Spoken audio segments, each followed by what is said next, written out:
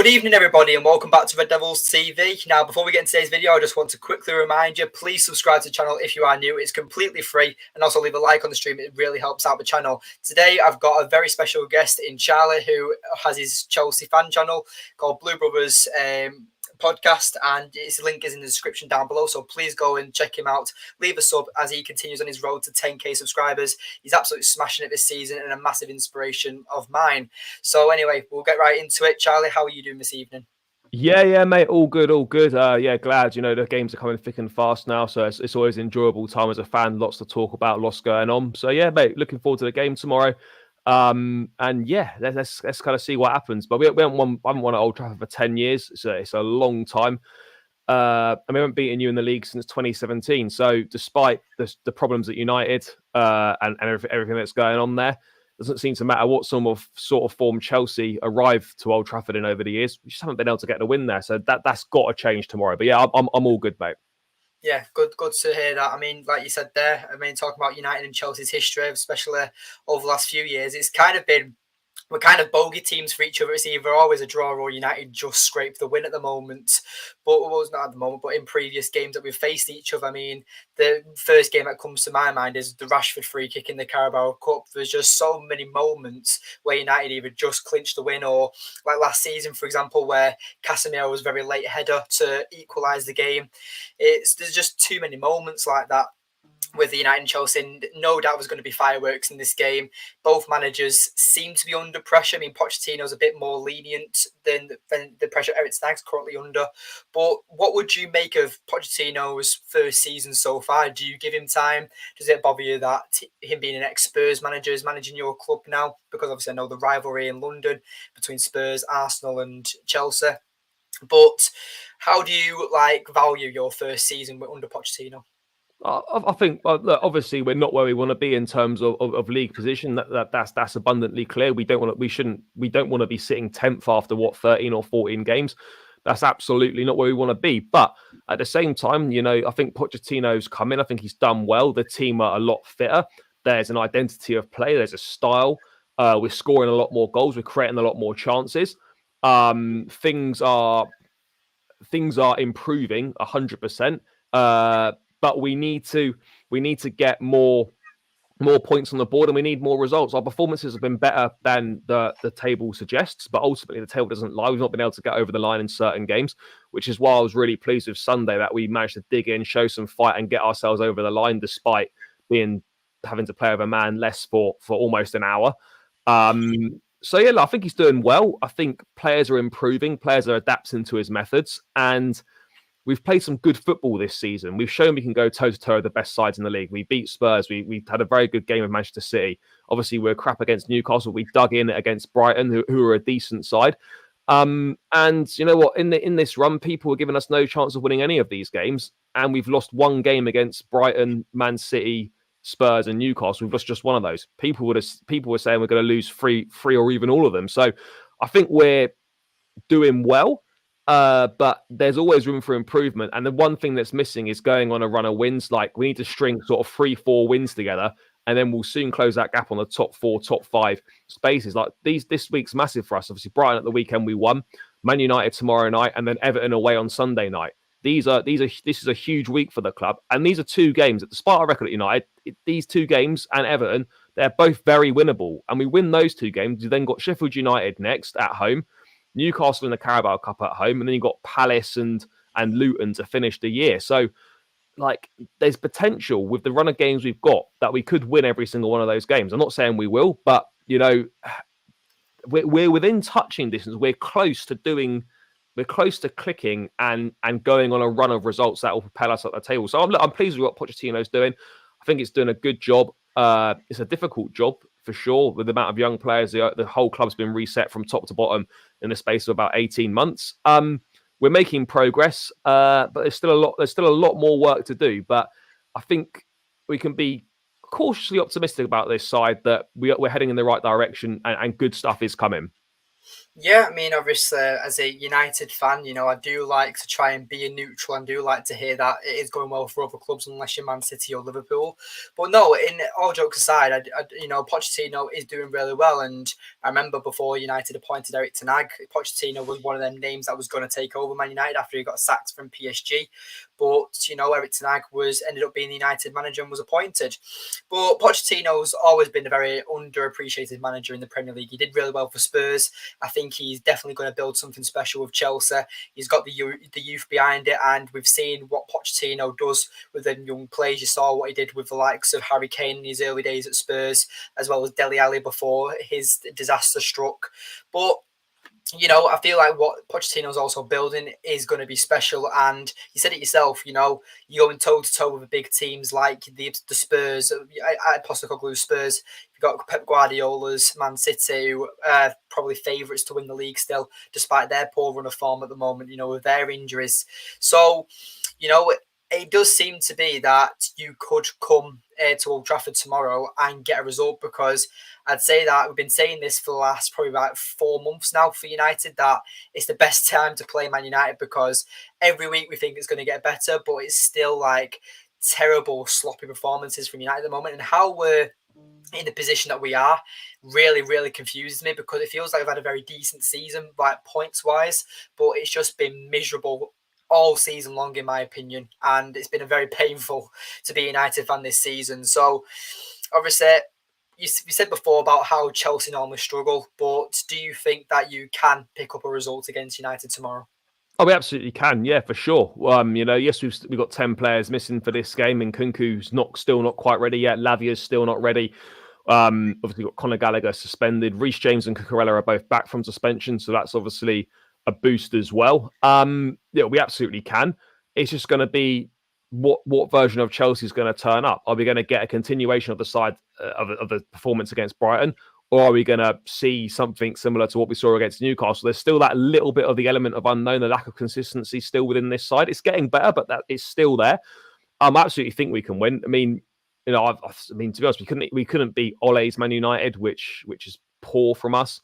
We should be winning this game, but you just know as well, I can't rule out United turning up, Rashford suddenly scoring a couple of goals, and we get rolled over and we lose. And, suddenly everything's kind of all right at Man United again, kind of thing. So it's a really tough one to call. That like the sensible money would to be on a draw, because this fixture seems to always be a draw most of the time. But look, we're good enough to win this game. And in my opinion, we have to win this game, because, you're there for the taking. And we can't go into an 11th year of not winning at Old Trafford. We simply can't do that. So things need to go right for us, but we are more than capable of winning this game. Yeah, I mean, I feel like I said before, it's a perfect time to play Manchester United at the moment. And Jobs Football, thank you for commenting, pal. Says that Chelsea will win the midfield battle, but not the game. Come on, Reds. I mean, I love the optimism, pal. I absolutely love the optimism. But, I think that's United's issue a lot at the moment. We do lose every midfield battle at the moment, and Chelsea's midfield is stacked. They've got Caicedo. I know Colin Gallagher's suspended, but they've also got Enzo Fernandez. They've got so many threats. And Charlie, my next question for you is, if you were Pochettino, where would you be asking your players to target United's weaknesses? Take shots at Onana, I think would be shoot more often than we normally do. Get shots on target. You're not sure what he's going to do, whether he's going to spill them out into a dangerous area. I think take more shots in this game. I think we can certainly target the flanks. I think work rate from Rashford is non-existent. Going the other way. Garnacho is a little bit better, but not much better. Or if it ends up being Anthony, whoever it might be, work rate tracking back from wingers is poor. I think we can isolate the fullbacks, whether it's Dalot, whether it's Luke Shaw, if he plays fullback, whether he plays Wan-Bissaka or whether he plays Reguilon or whatever it might be. I think with the likes of Sterling, Mudryk, Cole Palmer, we should be targeting those fullbacks. I think we can get success in behind there. We can double up 2v1. Reece James gets forward very well. Cucurella doesn't get forward as well, neither does Levi Cole if he ends up playing there, but definitely the fullback areas. And I think Enzo Fernandez and Caicedo have got to be looking at dominating that midfield battle. There's very little balance in that midfield. Kobe Mino might play. I think he's a good young player, exciting.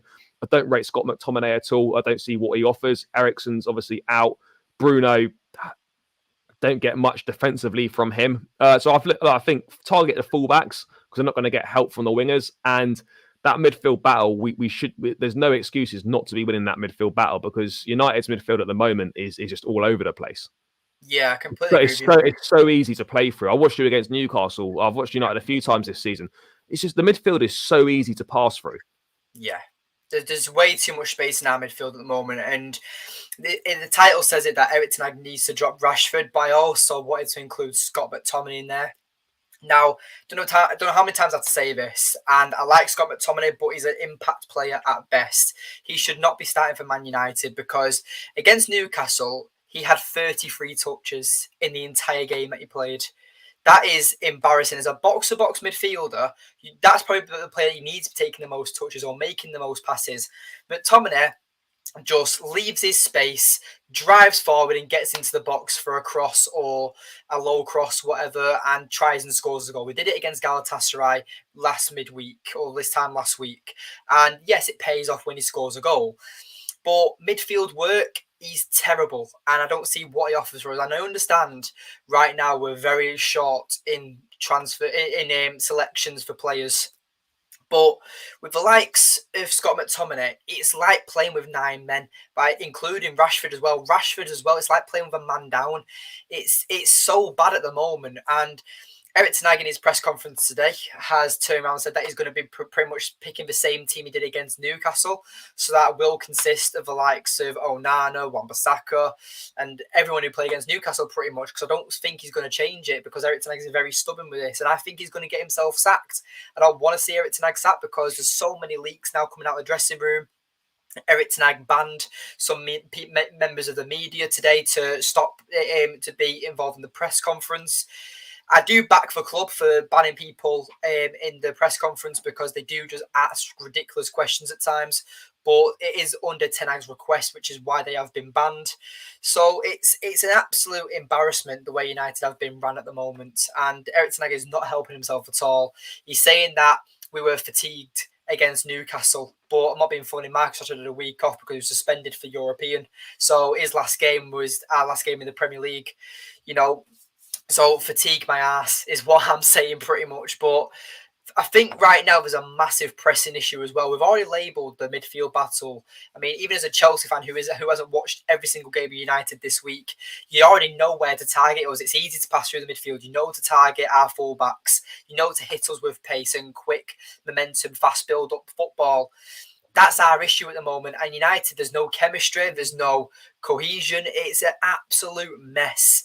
But a pressing issue is also where the massive thing is because Erik Ten Hag likes to press from the front and play out from the back.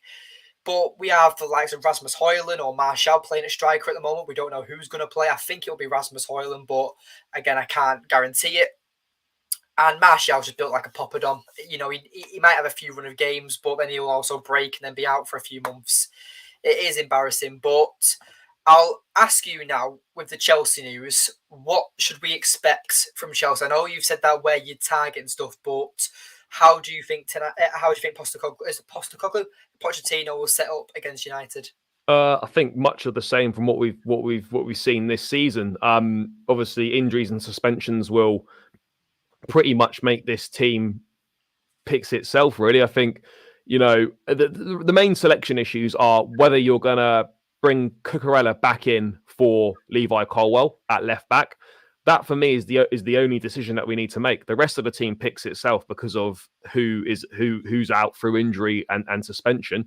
Like the team picks itself. So it will be a 4-2-3-1, but at times it will feel like a 4-2-4.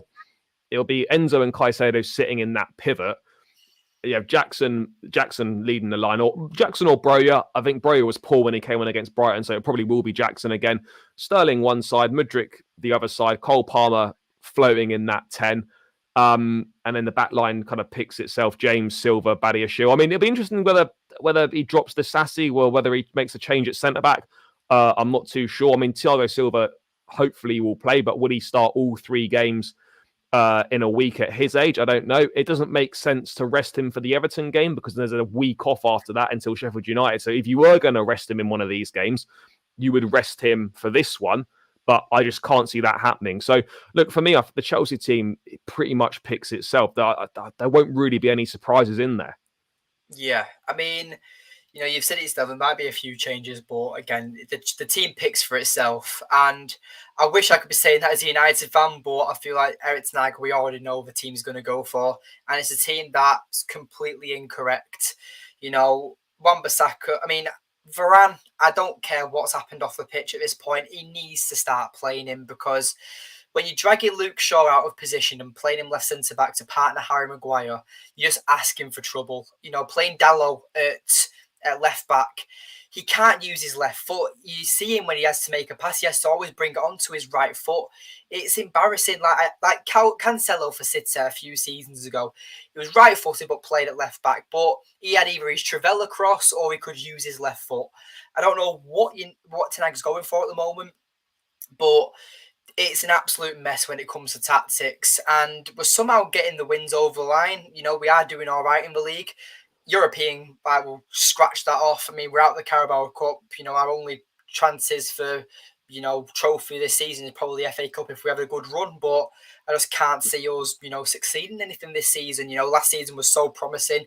We thought towards the end of the season, Ten Hag is going to build something, and next season is going to be very promising, but it's just gone just straight down. It's been absolutely, I'm just been a car crash, really. But there's a segment I always love to do, and we did this last time you were on the channel, and that is a combined 11. Now, what would you base it off? And we'll start off with goalkeeper. We'll do a 4-2-3-1. Do it on form. On form, yeah. Yeah, on form. Yeah. Form. Not on potential or actual player. No, on form, yeah. Has to be Robert Sanchez in goal. I mean, I'm not the biggest Robert Sanchez fan, but I think he's made a lot less mistakes than Onana has, and yeah, he's in better form than him. So as much as Onana's got his reputation and he can be a very good goalkeeper, he's made way too many mistakes. So for me, Sanchez goes in for the combined 11.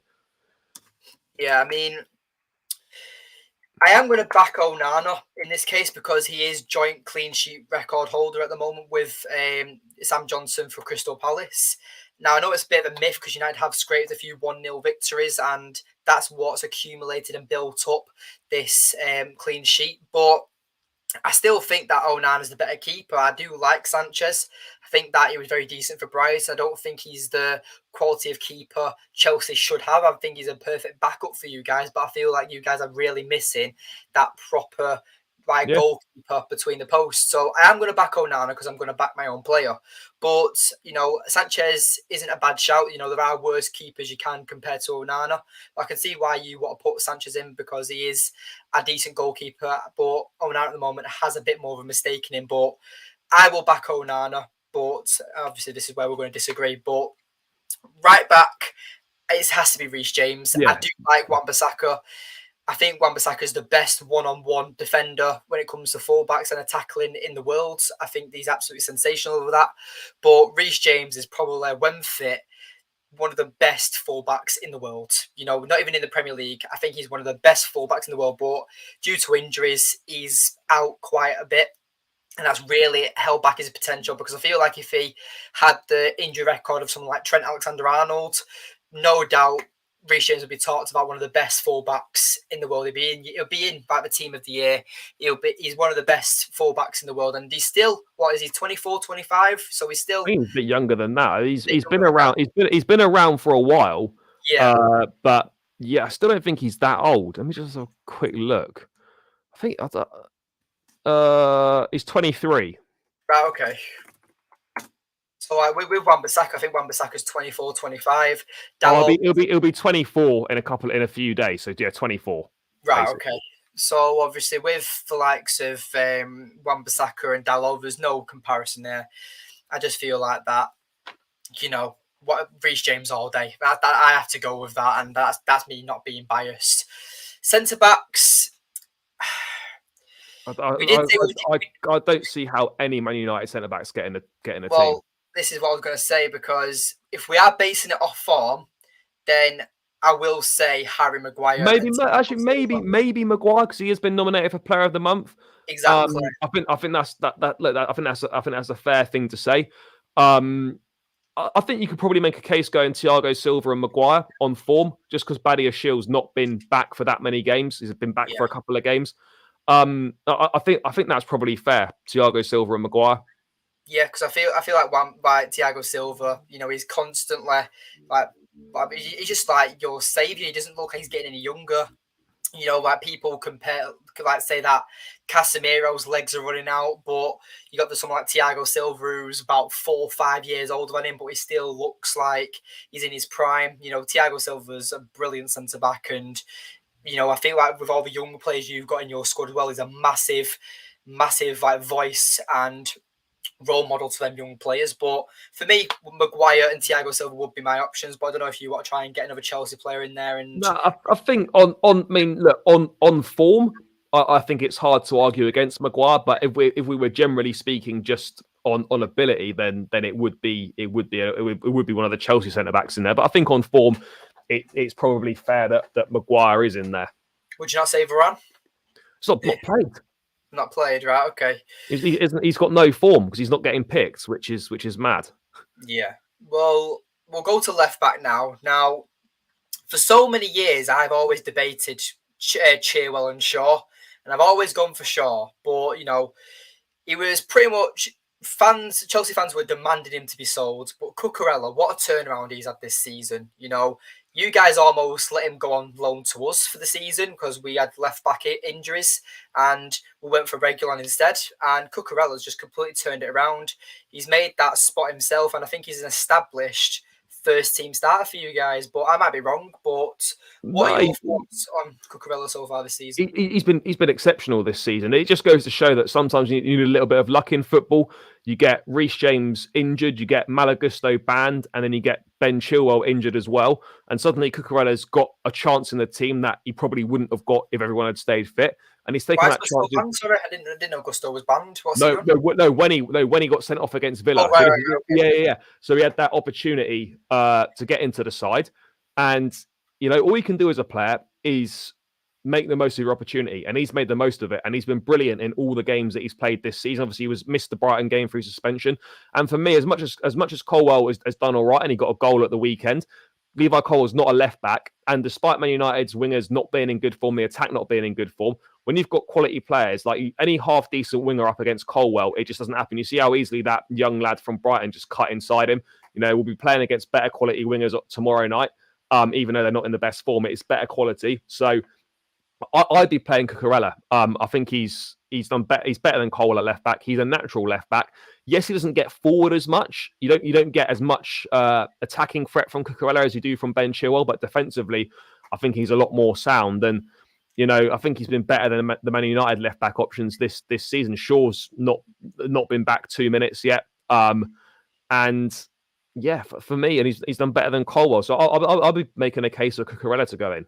Yeah, and I agree with you. And the thing is, like you said, like Shaw's only just come back from a massive injury. So like we've said, Shaw's only been back for 2 minutes. So yeah, I would put in Cucurella, but that must be something that Pochettino is telling him to stay back while attacking, because I know Reece James is the more attacking-minded fullback, but before he went to Brighton, Cucurella, and he was at Getafe, he was a left winger or left midfielder, and he's now been converted into this left back role. So I thought it'd always be like a left wing back, much like the left-sided Reece James, where it'd be both of them bombing up and down the pitch for making wide crosses, staying on the touchline, and just whipping in crosses for you guys. But it's clear that Pochettino wants him to stay back, and when he gets going, Cucurella is quite pacey. He's got that massive acceleration, but I think it's over like a sprint race for a yard. That's where he kind of tends to slow down. But when it comes for like 100-yard race or something, no doubt it will keep up with any player. And I think that he's a very underrated player, and especially with the way that Chelsea fans thought of him last season, the turnaround this season for Cucurella has been very, very good. And it's same with Maguire this season. Majority of fans wanted Maguire sold in the summer, but he's been arguably our best player this season, and I never thought I'd be saying that this season. But that's the beauty of football. These players can have redemption arcs, and the resurgence that they have in their careers. And this is their moment. And, we tell players that when you get your opportunity to take it, and I think that we can both make a case for Cucurella and Maguire, that both players have took their opportunities with just full on. No, yeah, I agree. That's all you can do as a player. When you get your chance, make the most of it and make yourself undroppable. Yeah. We'll move on to the midfield now. Now, this is an hard one because it's probably going to be just Chelsea players, Yeah. Yeah, well, Caicedo. yeah. I Yeah. mean, he's not been amazing, but in terms of what United have got in midfield, Kobe Mino's is I think an exciting prospect, but he's not exactly tearing it up right now. Nor should he be. Yeah. Obviously, Mason Mount's been virtually non-existent this season. Injured Casemiro, twice for us as yeah, well. Casemiro injured as well. There's not that many options there. Eriksen's out also. I think the only one you could make a case for is Bruno Fernandes. But if you're going in a 4-2-3-1, you're not going to play Bruno in a pivot. So for me, I think Enzo and Caicedo almost picks themselves. United haven't really got any candidates to go in there. I mean, you could definitely make a case of Casemiro if he's playing and he's playing well, then absolutely. But on current form, it's a no-brainer for me on the two Chelsea players. Yeah, I completely agree with you. I feel like United lack a lot in that department. I know Scott McTominay is our equal top goal scorer or something for the Premier League, or is our top scorer, which is horrendously embarrassing. But, at the end of the day, McTominay is one of the reasons for why we're losing every midfield battle. I know he's got a goal in him. I know he's a striker in the youth academy, but the fact that he's a midfielder, he's one of our weaknesses. He's one of our weak links. If you target McTominay, you win the game. McTominay isn't the fastest. He commits himself way too much.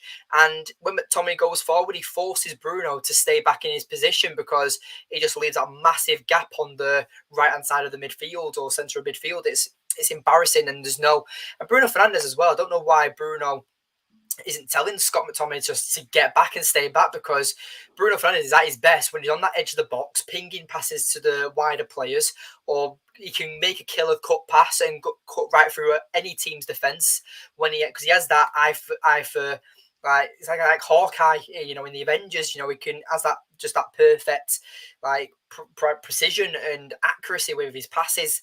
But we also know that he's a shithouse and he's an absolute moaning little bastard. But the thing is about Bruno, and every fan that I've spoken to, who rival fans or just who support other teams, every single fan says that they can't stand Bruno Fernandes because he's an absolute shithouse and no one likes him. But he's someone that you want on your team. What are your thoughts on that? Because I've not really asked you about that. So I think he's a talented player, 100%. He's got ability, absolutely. Do I think he's a captain? Do I think he's captain material? No, not personally. I think he spends too much time throwing his arms up in the air, moaning. I don't look at him as a natural leader per se. I think there's absolutely ability there, and I think part of the reason why so many people don't like him outside of the United fan base is he just comes across as an utter moaner, spends a lot of time rolling around on the floor. I know he's not the only player that does this, by the way. I'm sure he's a perfectly nice guy, but he just doesn't come across as very likable. He's one of those that if he plays for your team, you're happy with it. But he's one of those as an opposition fan that you can't stand him when he's rolling around on the floor. He's making a meal out of things. He throws his arms up in the air, as I said, when things aren't going right. I just don't know if he's one of those players that's up for the fight or has what it takes to drag a team from the depths like United are in right now. I think he's a great player, but I think there's also a lot of question marks around him. You sort of look at him and you think, how's he got such good numbers? Because at times he just doesn't do much. And I think he massively disappears in big games as well. Yeah, I mean, big games, I intend to disagree on, because I feel like when Bruno has that free role and he is just moving around the entire pitch, you find him. I find him. He's one of the only players that actually supports other players. You get like for example against Newcastle. Yeah, we had Garnacho on the touchline and Trippier was man-marking him like crazy, and Garnacho was there like shouting for someone like Rashford or Martial to come over and assist him, so he has someone to pass to, and they just kept standing in the box and he wouldn't come out and help him. Bruno Fernandes came completely out of position and went near the touchline to make an actual pass. Now, yes, it went out for a throw-in for Newcastle because Garnacho misplayed the pass, but at the end of the day, Bruno does actually help players. Now, like you said, does Bruno have the oomph to drag a team through the pit for the trenches? I don't think he does. I do feel like that the only reason why he's captain is because of the popularity he has in the fan base, and he can speak multiple languages. And when United have a lot of different international players, it is a massive bonus to have a player who can communicate with multiple players. And I think that is a massive quality of Bruno's. But when it comes to an actual natural leader, I don't think he is one, but what other natural leaders do United have at the moment? Because I can't see any. We've got homegrown talent in Rashford. He doesn't look like he's been bothered. You've got veterans like Varane and Casemiro who have had their issues. United don't have a standout captain at the moment, and that's the really frustrating thing. I can name probably at least 3 or 4 role models or senior players that don't have to be captain but still lead by example in the Chelsea squad, and United don't even have one player, I don't think, who can do that. So that's the difference at times. And when the going gets tough, like against City when you drew 4-4, that was one of the best games I've ever seen as a neutral, and I didn't care who won. And even though it was City playing, I was actually enjoying a game of football. VAR didn't really intervene too much apart from the penalty right at the end. It was just a brilliant game of football, and I feel like that with the likes of Thiago Silva, and other players, and especially with a manager like Pochettino, that's what got you that result. Even though you only got the 1 point, it should be a game where both teams got 3 points, in my opinion. It was that good of a game.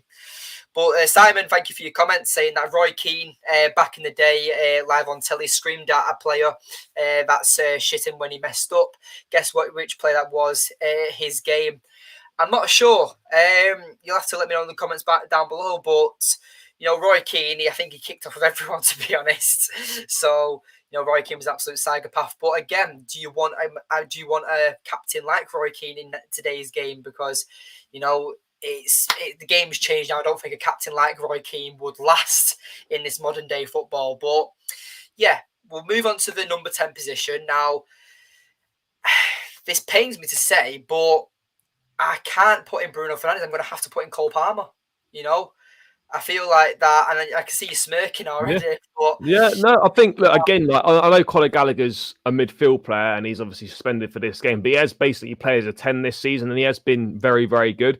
But if we're talking out and out 10s, then for me it has to be Cole Palmer in that position. It's an absolute no-brainer. He's been exceptional since he joined the club. There's not really much more to say on it. He's been outstanding, better than anyone expected. And I think for the money we paid, it's looking like a very good deal right now, and he's had more of an impact than anyone would have expected him to.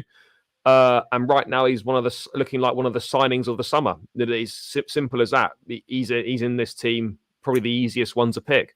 Yeah, I mean Cole Palmer. The fact that what was it you got him for? Was it 40 million? 42.5, yeah. 42.5 million. So, for an English player as well, for a player that's and young as well, 20, 21, 22, yeah. English tax. I mean, you look how much Arsenal paid for Declan Rice. Now, I know Cole Palmer wasn't a massive player for Man City, but at the age he is, what is he, 21? I think he is, maybe 20. Maybe 22. Yeah, he's young. Yeah. So a young player, when you're at the champions of England, and he can turn around and say that I want first team football, I feel like I'm good enough. If you don't want it, I'm going to another Premier League team, whether you like it or not. That takes a lot of courage, and that's what I really respect about Cole Palmer.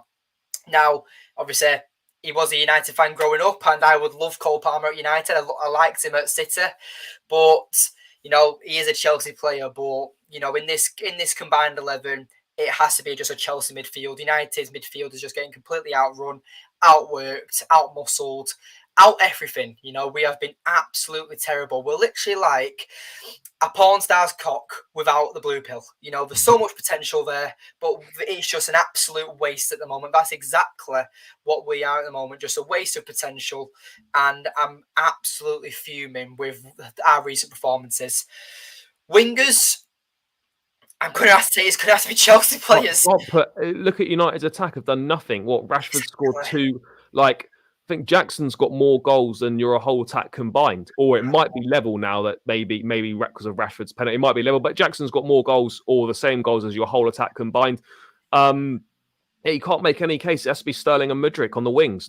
There's literally no there's no credible argument to include you could say potentially Garnacho. Obviously, he's got a great goal at Everton, but again, there's a lack of That's his consistency. first goal of the season. That's what a goal to score, by the way. Yeah, That was a great goal. Yeah, you can't really make a case for anyone. The only person you could potentially start to make a case for, you wouldn't get very far, as Garnacho. Otherwise, no one else. Anthony's crap, Rashford's crap. So yeah, for me, it's Sterling one side and Mudryk on the other side. Yeah, I completely agree with you, mate. It has to be a full Chelsea attack like midfield. We've made a case I made my case for Onana and my case for Harry Maguire, but I'd be fighting a losing battle if I actually tried debating United at the moment.